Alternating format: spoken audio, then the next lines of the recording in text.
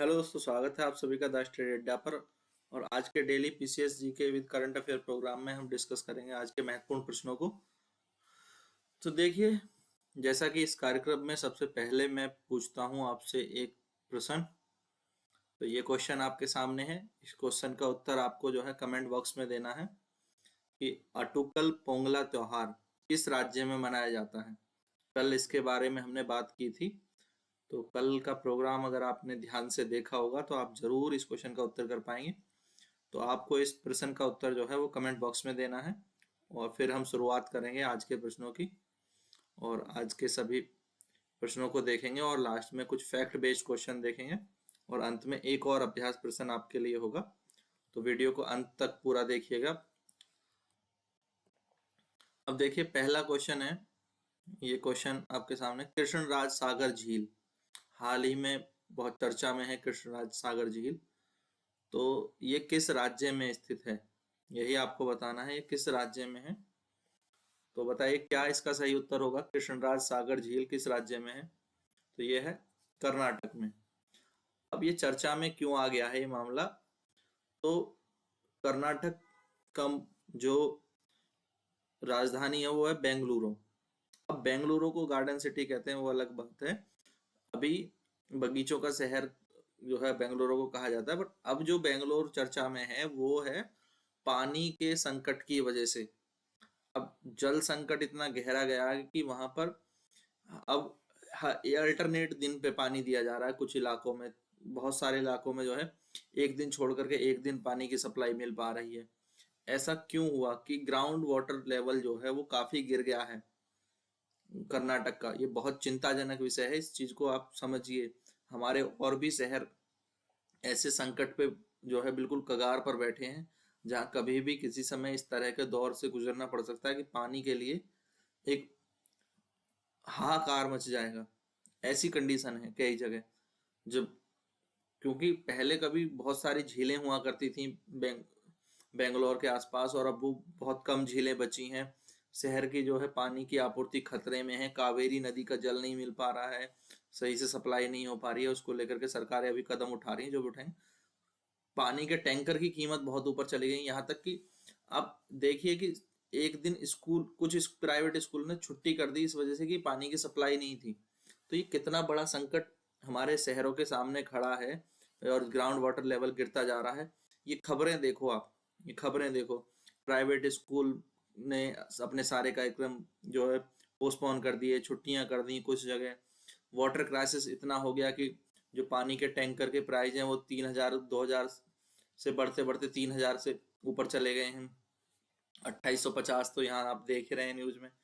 तो water crisis इतना हो गया कि एक जो है वीडियो वायरल हो रहा है, जहाँ एक डॉक्टर कहता है कि आप अगर बेंगलोर में घर लेने की सोच रहे हैं तो पहले वाटर कॉन्ट्रैक्टर के साथ देख लें कि बिल्डर का जो है वाटर कॉन्ट्रैक्टर के साथ अच्छा कॉन्ट्रैक्ट है, पानी की सप्लाई मिल पाएगी नहीं मिल रहा है, पहले तो इस बात का कॉन्ट्रैक्ट कर लो।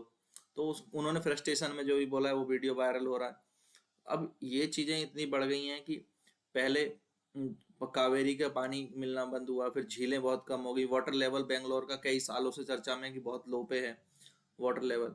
एक के बाद एक ऐसी चीजें हुई हैं और अलग बहुत ही जो है ऐसी कंडीशन बन गई है कि अल्टरनेट डे पे पानी मिल पा रहा है। कुछ लोग एक दो दिन छोड़ छोड़ करके जो है नहा पा रहे हैं, या वो पानी को इतना कम मात्रा में यूज करना पड़ रहा है कि बहुत, ये ऐसी स्थिति हो जाएगी अगर इस तरह से वाटर क्राइसिस और शहरों को फेस करना पड़ गया तो कितनी बड़ी प्रॉब्लम हो जाती है। हम देखते हैं पिछले साल, ये एक दो साल पहले देखा था कि वाटर ट्रेन चलानी पड़ी थी मध्य प्रदेश के कुछ इलाकों में पानी पहुंचाने के लिए। जब सूखा पड़ जाता है तो पानी की सप्लाई इतनी कट जाती है। तो किस तरफ हम जा रहे हैं, ग्राउंड वाटर लेवल जो है इतना गिर चुका है। तो ये भी एक सोचने की बात है। तो इस क्वेश्चन को हमने शुरू में रखा इसीलिए कि आप जागरूक हों इस बारे में, पानी के बचाने की तरफ भी आपका ध्यान रहे। पानी को यूं ही वेस्ट ना करें। हम देखते हैं जहाँ पर जो है पानी बहुत उपलब्ध है, या जहाँ जो है समर सीवर से पानी आता है, तो लोग समर से चला करके पानी को बर्बाद करते रहते, तो वो भी सही नहीं है। अब देखिए कि शहरों को किस तरह की समस्याएं फेस करनी पड़ रही हैं, और जहाँ पानी पर्याप्त मात्रा में मौजूद है वहाँ पानी बर्बाद किया जा रहा है। तो इन सब चीजों को रोकना होगा ताकि सबके लिए पानी की उपलब्धता सुनिश्चित हो सके। ठीक है, आगे बढ़ते हैं फिर। अब देखिए, भारत के पहले सेप्टिक टैंक सफाई रोबोट, सफाई करने के लिए एक रोबोट बनाया गया है। तो इस रोबोट का क्या नाम है, इस रोबोट का क्या नाम रखा गया है, यही आपको बताना है। तो इस रोबोट का नाम रखा गया है होमोसेप एटम। ये सफाई रोबोट है, यानी अब जो मैनुअल सफाई की जाती है, जो नाले में गटर में जाकर के जो एक आदमी उतरता है वो सफाई करता है, ये प्रथा जो है बहुत ही एक तरह से कहें तो जिसको खत्म किया जाना चाहिए, उसी की तरफ जो है अब रोबोट के द्वारा जो सफाई होने का ये रोबोट बनाया गया। तो इस प्रथा को खत्म करने के लिए और इस मैला ढोने की प्रथा पर भी जो है रोक लगाई गई है। तो सर पर मैला ढोना, ये प्रथा, इस पर रोक लगाई गई है। इसी तरह से जो मैनुअल सफाई की जाती है तो इसको भी खत्म किया जाना चाहिए। उसके लिए इस तरह के रोबोट काफी कारगर साबित हो सकते हैं। तो ये होमोसेप रोबोट बनाया गया है। ये उतरता है नाले में गटर में और वहां जाकर के सफाई करता है और उसको पूरा साफ कर लेता है, खींच लेता है। तो इस तरह के रोबोट जो है भारत का पहला सेप्टिक टैंक सफाई रोबोट होमोसेप एटम, आईआईटी मद्रास ने इसको बनाया है।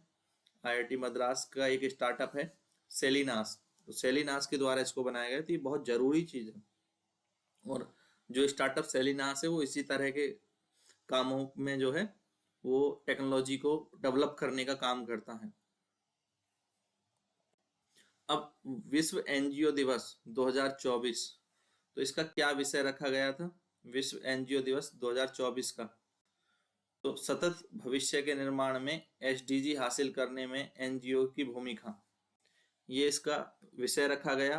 अब एनजीओ दिवस हर साल जो है 27 फरवरी को मनाया जाता है।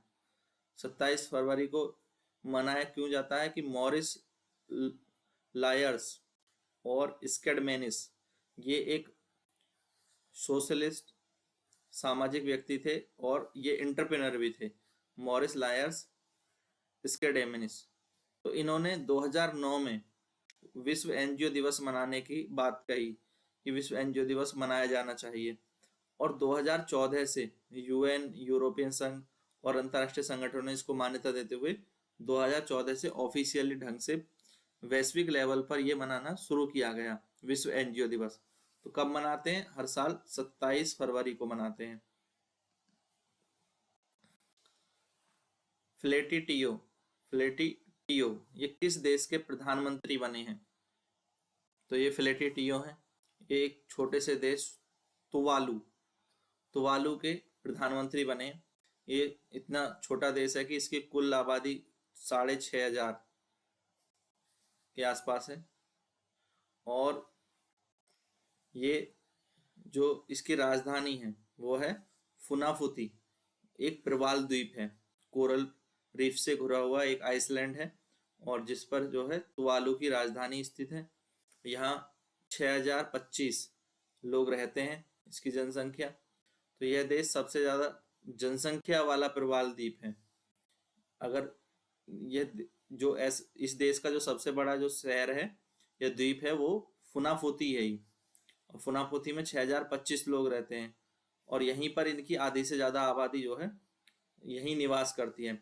यानी पूरे देश की कुल 12,000 के आसपास आबादी है, 12,000 की, और जिसकी आधी आबादी इनके शहर में ही रहती है जो कैपिटल सिटी है। कैपिटल सिटी तुवालू की कैपिटल क्या है? फुनाफुती। तो फुनाफुती में ही आधी आबादी निवास करती है, यानी 6,025 ऑफिशियल जो आंकड़ा है।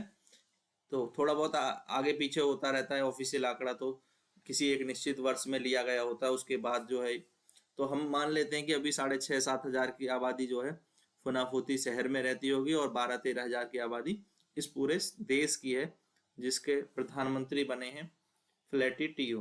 फ्लैटिटियो, इसको भी ब्रिटेन से जो है स्वतंत्रता मिली थी तुवालू को। तुवालू पहले ब्रिटेन के अधिग्रहित था और बाद में इसको जो है ब्रिटेन ने स्वतंत्रता दी। राष्ट्रीय विज्ञान दिवस कब मनाया जाता है? तो राष्ट्रीय विज्ञान दिवस मनाया जाता है 28 फरवरी को। ये 28 फरवरी को ही क्यों मनाया जाता है? क्योंकि इसी दिन डॉक्टर सीवी रमन ने जो रमन प्रभाव या प्रकाश का प्रकीर्ण, प्रकाश की प्रकीर्ण नामक घटना का जो है उन्होंने पता लगाया था। तो प्रकाश का प्रकीर्ण की पता कब लगाया था इन्होंने? 28 फरवरी के दिन। इसीलिए इस दिन को हम विश्व विज्ञान दिवस के रूप में मनाते हैं। तो हर साल विश्व विज्ञान दिवस के रूप में मनाया जाता है। 1930 में इसी प्रकाश के प्रकीर्ण को पता लगाने के लिए इन्हें 1930 में फिजिक्स का नोबेल प्राइज भी दिया गया था। फिजिक्स में नोबेल प्राइज भी दिया गया था। कब? 1930 में।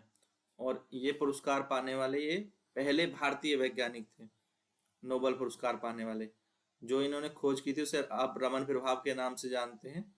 प्रकाश के पहले उसको प्रकाश का प्रकीर्ण कह सकते हैं, प्रकाश का प्रकीर्ण, स्कैटरिंग ऑफ लाइट, तो उसी को रमन प्रभाव के नाम से जाना जाता है। तो इसकी खोज की थी। ठीक है, यहां तक कोई डाउट? आगे चलें। भारत के नए लोकपाल, भारत के नए लोकपाल किन्हें बनाया गया है?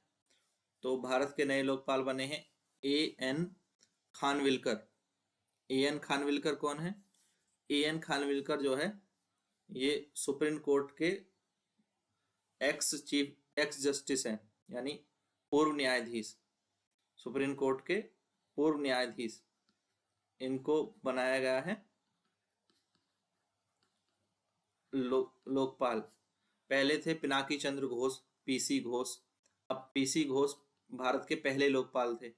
अब उनके बाद अब इनको बनाया गया है A.N. खानविलकर, A.M. खानविलकर। अब नियुक्ति कौन करता है लोकपाल की? तो भारत के राष्ट्रपति के द्वारा की जाती है। तो राष्ट्रपति अभी वर्तमान में द्रौपदी मुर्मू हैं, तो इन्होंने नियुक्ति की है। और A.N. खानविलकर जो थे ये MP और मध्य प्रदेश और हिमाचल प्रदेश के हाई कोर्ट के भी चीफ जस्टिस रह चुके हैं। मध्य प्रदेश और हिमाचल प्रदेश हाई कोर्ट में ये मुख्य न्यायाधीश के रूप में काम कर चुके हैं और सुप्रीम कोर्ट के भी पूर्व न्यायाधीश थे। 2022 में ये रिटायर हो गए। उसके बाद अब इनको भारत का लोकपाल बनाया गया है। 27 फरवरी को महान क्रांतिकारी चंद्रशेखर आजाद जी की पुण्यतिथि थी। इन्होंने राम प्रसाद बिस्मिल और अन्य हिंदुस्तान रिपब्लिक एसोसिएशन के लोगों के साथ मिलकर के जो है ये एसोसिएशन बनाई थी, हिंदुस्तान रिपब्लिक एसोसिएशन, जो बाद में चंद्रशेखर आजाद जी के द्वारा इसका नाम क्या रख दिया गया था? HSRA, Hindustan socialist Republic association. ये जो हिंदुस्तान रिपब्लिकन एसोसिएशन था ये तो पहले बन चुका था, बाद में इसका नाम बदल करके हिंदुस्तान सोशलिस्ट रिपब्लिक एसोसिएशन ये किसके द्वारा किया गया? चंद्रशेखर आजाद जी के द्वारा। और ये जो बनाई गई संस्था HSRA, तो ये किस जिले में उत्तर प्रदेश के किस जिले में बनाई गई? तो मेरठ, कानपुर, लखनऊ, प्रयागराज। तो ये कानपुर में HSRA की स्थापना की गई। तो इसको देखेंगे तो ये HSRA की स्थापना कभी? अक्टूबर 1924 में। तो इसमें स्थापना किस किस के द्वारा की गई? राम प्रसाद बिस्मिल, योगेश चंद्र चटर्जी, चंद्रशेखर आजाद और सचिंद्रनाथ सैनियाल आदि ने कानपुर में HSRA की स्थापना की थी, हिंदुस्तान सोशलिस्ट रिपब्लिक एसोसिएशन। यहाँ पर सोशलिस्ट नहीं लिखा है तो आप ऐड कर लेंगे, सोशलिस्ट एसोसिएशन, रिपब्लिक एसोसिएशन। ठीक है, अब देखें, रक्षा विनिर्माण क्षेत्र में देश को आत्मनिर्भर बनाने की दिशा में निजी क्षेत्र अडानी डिफेंस एंड एरोस्पेस, ये कंपनी है, प्राइवेट कंपनी है अडानी जी की, अडानी डिफेंस एंड एरोस्पेस। तो अडानी से जो समूह है उसी की कंपनी है अडानी डिफेंस एंड एरोस्पेस। इसने देश के पहले गोला बारूद विनिर्माण का परिसर, यानी गोला बारूद विनिर्माण के लिए कंपनी कहाँ पर लगाई है? तो ये कहाँ लगाई है? ये लगाई गई है कानपुर में। ये भी कानपुर में लगाई गई है। अभी उत्तर प्रदेश के मुख्यमंत्री योगी आदित्यनाथ ने इसका उद्घाटन किया था। कानपुर में अडानी समूह की जो कंपनी है ये गोला बारूद का निर्माण यहाँ पर करेगी। अगला प्रश्न देखें। 26 फरवरी 2024 को 554 अमृत भारत स्टेशनों का शिलान्यास किया गया, जो कि अमृत भारत स्टेशन योजना के तहत बनाए जा रहे हैं। तो ये योजना कब शुरू हुई थी? ये शुरू हुई थी 2023 में। ये योजना 2023 में लाई गई थी, जिसका लक्ष्य है 1309 स्टेशनों का विकास करके जो है उन्हें उनका पुनर्निर्माण करना, उनको पुनर्विकास, उनका इंफ्रास्ट्रक्चर सुधारना, बिल्डिंग का नया निर्माण करना। तो उसी के क्रम में 1309 स्टेशनों के सुधार किया जाएगा। अभी 26 फरवरी को 554 स्टेशन इसमें चयनित किए गए हैं, जो जिनका पुनर्निर्माण किया जाएगा। अगला क्वेश्चन देखें। 26 फरवरी 2024 को राष्ट्रपति द्वारा दिव्यांग जनों के सशक्तिकरण के लिए पर्पल उत्सव का आयोजन कहाँ किया गया? तो ये किया गया है अमृत उद्यान में, दिल्ली यानी राष्ट्रपति भवन में ही। तो राष्ट्रपति भवन में ही स्थित है अमृत उद्यान। दिव्यांग जनों के सशक्तिकरण के लिए पर्पल उत्सव अमृत उद्यान में आयोजित किया गया, और इसको आयोजित किया गया है सामाजिक न्याय एवं अधिकारिता मंत्रालय के द्वारा। सामाजिक न्याय और अधिकारिता मंत्रालय द्वारा। अब इस प्रश्न को देखें तो हाल ही में जो है महिला आईपीएल ये कहाँ पर शुरू हुआ है? तो महिला आईपीएल, जिसे WPL बोला जाता है, वुमेन्स प्रीमियम लीग, WPL, तो ये इसकी शुरुआत कहाँ हुई है? बेंगलुरु में। आप कमेंट करके बताएं कि पिछली बार जो आयोजन हुआ था WPL का पहला संस्करण, ये किसने जीता था? ये आपको कमेंट बॉक्स में बताना है। फर्स्ट वुमेन्स प्रीमियम लीग किसके द्वारा जीता गया था, ये आप कमेंट में बताएंगे। आज के फैक्ट बेस्ड क्वेश्चन देखते हैं। तो ये क्वेश्चन ऐसे होते हैं जिनमें आपको बिल्कुल गलती नहीं करनी है, कि ये आपको याद रहने चाहिए अच्छे से। अगर आप यहाँ गलती करते हैं, इसका मतलब आपकी जो तैयारी है, जो आपकी जनरल नॉलेज है, वो सही नहीं है, आप कहीं ना कहीं कुछ मिस कर रहे हैं। तो डेली हम किसी एक टॉपिक से क्वेश्चंस रखते हैं, 5-6 क्वेश्चन में एक टॉपिक से जो इम्पोर्टेंट होते हैं उन्हें ढूंढ करके आपके लिए लाता हूं। तो आज का जो हमारा टॉपिक है वह है किसान विद्रोह, पीजेंट रिवॉल्ट। तो किसान विद्रोह से संबंधित कुछ मुख्य सवालों को हम यहाँ देखेंगे। किसान विद्रोह, जो भी इतिहास में अलग अलग समय पर किसान विद्रोह हुए, तो उनसे संबंधित कुछ सवालों का मैंने यहाँ चयन किया है, जिनके आधार पर आप अपनी तैयारी को जांच सकते हैं कि आपकी तैयारी किस दिशा में जा रही है। अगर ये आपके क्वेश्चन गलत हो रहे हैं, इसका मतलब आपको अभी और तैयारी करने की आवश्यकता है। और अगर आप इन सभी प्रश्नों का उत्तर सही दे पा रहे हैं, तो इसका मतलब आपकी तैयारी सही दिशा में आगे बढ़ रही है। तो चलिए देखते हैं कि आपकी तैयारी कैसी चल रही है। नील विद्रोह 1859-1860 के दौर में हुआ। तो ये भारत के किस क्षेत्र में हुआ? मद्रास, बंगाल, पंजाब या गुजरात? तो नील विद्रोह हुआ था बंगाल में, बंगाल क्षेत्र से संबंधित है। अब ये बंगाल क्षेत्र से संबंधित है कब? 1859-1860 में। कब हुआ? 1859 से 1860 में, जिसे इंडिगो रिवॉल्ट भी बोला जाता है। इंडिगो रिवॉल्ट कहाँ हुआ? बंगाल में। क्यों हुआ? जो ब्रिटिश ईस्ट इंडिया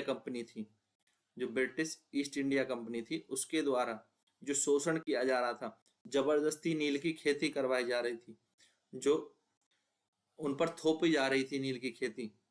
तो इसके जवाब में जो है किसानों का गुस्सा फूटा और नील विद्रोह सामने आया। तो ये बंगाल में हुआ, ठीक है, तो ये आप याद रखेंगे। दूसरा क्वेश्चन देखते हैं। अब कौन सा किसान विद्रोह छोटा नागपुर क्षेत्र में हुआ? छोटा नागपुर क्षेत्र के आदिवासी आबादी से जुड़ा हुआ है। तो कौन सा किसान विद्रोह छोटा नागपुर क्षेत्र से संबंधित है? दक्कन दंगे, मुंडा विद्रोह, कोल विद्रोह या सन्यासी विद्रोह? तो यहाँ मुंडा विद्रोह जो है ये छोटा नागपुर क्षेत्र से संबंधित है। तो बिरसा मुंडा जी का नाम सुना होगा आपने। बिरसा मुंडा एक आदिवासी जनजाति है। तो बिरसा मुंडा के नेतृत्व में ये मुंडा विद्रोह हुआ था। कब? 1899 और 1900 के बीच में। तो झारखंड में स्थित है छोटा नागपुर का पठार। और छोटा नागपुर के पठान क्षेत्र में ब्रिटिश औपनिवेशिक शासन की जो शोषणकारी नीतियां थी, जो किसानों का शोषण किया जा रहा था, जनजातीय जो जंगल हैं, जनजाति के पास जो जंगल है उन पर कब्जा करने की जो नीतियां बनाई जा रही थी, उनसे उनका जंगल छीनने की कोशिश जो की जा रही थी, उसके विरोध में जो है आदिवासी आबादी के द्वारा जो है ये रिवोल्ट किया गया। किसके खिलाफ? ब्रिटिशर्स के खिलाफ, अंग्रेजों के खिलाफ। जब भारत गुलाम था उस समय ये किसान विद्रोह हुआ। कब हुआ? ईयर आपको याद रखना है। किस राज्य से संबंधित है? झारखंड के छोटा नागपुर क्षेत्र से। नेतृत्व किसने किया? बिरसा मुंडा जी ने 1899 और 1900 में ये विद्रोह हुआ। ठीक है, इतना याद रहेगा। तो इंपॉर्टेंट फैक्ट्स आपको याद रखने हैं। अब अगला प्रश्न देखें। ये प्रश्न जो है केरला में 1921 में मोपला विद्रोह से जुड़ा हुआ है। तो मोपला विद्रोह किसके खिलाफ मुख्य रूप से हुआ था? तो ये मुख्य रूप से किसके खिलाफ हुआ था? ब्रिटिश जमींदार और साहूकारों के खिलाफ। मोपला विद्रोह के बारे में देखें तो इसे मालाबार विद्रोह भी कहा जाता है। मोपला विद्रोह को मालाबार विद्रोह भी कहा जाता है या मपिल्ला विद्रोह, इसको दूसरा एक और नाम है इसका, वो मपिला विद्रोह, इस नाम से भी जाना जाता है। कब हुआ था? 1921 में हुआ था। तो अगस्त 1921 में जो है ये विद्रोह हुआ, जो ब्रिटिश जमींदार और साहूकारों की नीतियां थी उनके खिलाफ। साथ ही में इस समय जो है खिलाफत आंदोलन चल रहा था, उसके कारण भी यहाँ पर जो है हिंसा भड़की। तो खिलाफत आंदोलन की हिंसा और जो है ब्रिटिशर जमींदार और साहूकारों के खिलाफ यहाँ पर काफी बड़े पैमाने पर हिंसा हुई। ब्रिटिश अधिकारी और पुलिस स्टेशनों को निशाना बनाया गया और बहुत सारी संपत्ति को निशाना बनाते हुए जो है उनको जला दिया गया या तोड़फोड़ कर दी गई।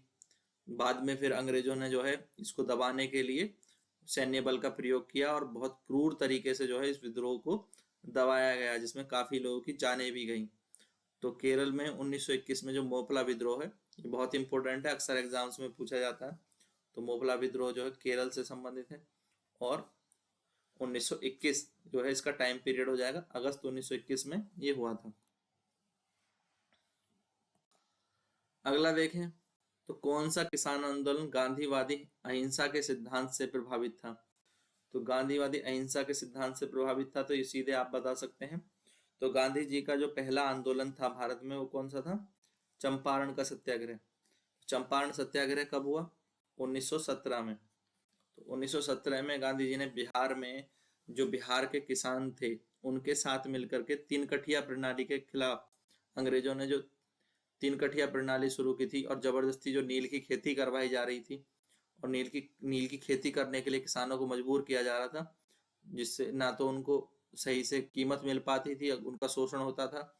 तो गांधी जी वहां पर जो है वो बुलावे पर गए और उन्होंने वहां किसानों के साथ आंदोलन किया और कहा कि हम जो है खेती नहीं करेंगे, नील की खेती नहीं करेंगे और हम बस सत्याग्रह पर एक अनशन पर बैठ जाएंगे, धरने पर बैठ जाएंगे और कोई हिंसा भी नहीं करेंगे, बैठ करके केवल अपना विरोध करेंगे। बाद में जो है वहां पर वहां के कलेक्टर के द्वारा गांधी जी को जो है वो कहा जाता है कि आप चंपारण छोड़ दीजिए। तो इस तरह की घटनाएं वहां होती हैं।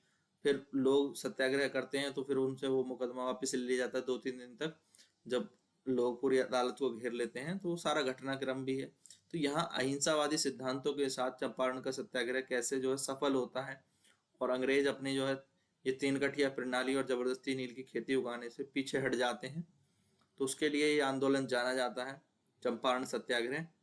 और कब हुआ था? 1917 में। अब चंपारण कहाँ है? तो चंपारण है बिहार में, ये भी याद रखना। चंपारण किस राज्य से संबंधित है? बिहार से। तो समय हो गया 1917 और चंपारण सत्याग्रह नील की खेती का विरोध ही था। ये भी नील की खेती से संबंधित है। ठीक है, अगला क्वेश्चन देखें। तो कौन सा किसान विद्रोह जो है ब्रिटिश अधिकारियों और बागान मालिकों के खिलाफ हिंसा के लिए जाना जाता है? काफी हिंसा हुई थी इस विद्रोह में। तो कौन सा ब्रिटिश अधिकारी और बागान मालिकों के खिलाफ हिंसा के लिए जाना जाता है? तो यह है सन्यासी विद्रोह, जिसे सन्यासी फकीर विद्रोह भी कहा जाता है। तो ये 1763 से लेकर के 1800 तक ये चला। और यहाँ पर बंगाल और बिहार में, क्योंकि पहले बिहार भी बंगाल का हिस्सा था, तो आज के वर्तमान में अगर देखें तो बंगाल और बिहार में ईस्ट इंडिया कंपनी के खिलाफ धार्मिक, सामाजिक, राजनीतिक आंदोलन के रूप में इसको जाना जाता है, जिसमें हिंदू और मुस्लिम सन्यासियों ने दोनों ने भाग लिया, फकीर भिक्षुओं ने भी भाग लिया, पर इसमें किसान, आदिवासी और अन्य जो समूह हैं वो अप्रभावित समूह रहे, वो इससे प्रभावित नहीं हुए। पर यहाँ पर जो विद्रोह मुख्य रूप से किया गया था उसमें जो है सन्यासी और फकीर शामिल रहे। तो इन्होंने व्यापक स्तर पर जो है हिंसा भी हुई है इसमें ब्रिटिश अधिकारियों के खिलाफ और बगान मालिकों के खिलाफ, उनको खदेड़ने की कोशिशें भी इस आंदोलन में हुई हैं और ये बहुत लंबा चला है। करीब 37 साल तक जो है ये आंदोलन चला है, सन्यासी विद्रोह चला है। तो ये भी हमें याद रखना है। तो बहुत इंपॉर्टेंट फैक्ट्स जो है हमने आज कवर किए हैं, जो भी पीजेंट्स रिवॉल्ट्स हुए हैं इतिहास में, चाहे वो मोपला विद्रोह हो, चाहे वो मुंडा विद्रोह हो, सन्यासी विद्रोह हो, चंपारण सत्याग्रह हो, तो इन सब के बारे में थोड़ा सा एक रिवीजन आपका हो गया होगा। आप कम से कम आप इस स्थिति में अपने आप को जानने की स्थिति में होंगे कि आप इन चीज़ों के बारे में अच्छे से जानते हैं कि नहीं जानते हैं। तो अगर नहीं जानते हैं तो इन चीज़ों को दोबारा से पढ़ लीजिए, दोहरा लीजिए, और इस टॉपिक को भी आप अच्छे से अगर पढ़ लीजिए, इन क्वेश्चंस के माध्यम से आपको पता चल गया होगा कि आपकी तैयारी किस स्तर पर है। अब आज का एक अंतिम प्रश्न जिसका उत्तर आपको कमेंट बॉक्स में देना है। तो अगर आपने वीडियो को ध्यान से देखा होगा तो अभी ये क्वेश्चन इसी वीडियो में डिस्कस किया गया है। तो इसका उत्तर आप कमेंट बॉक्स में देंगे, साथ ही बताएंगे पहला संस्करण किसने जीता था, महिला आईपीएल का पहला संस्करण किसने जीता था, ये भी आप बताएंगे, और किस टीम ने किस टीम को हरा करके जीता था।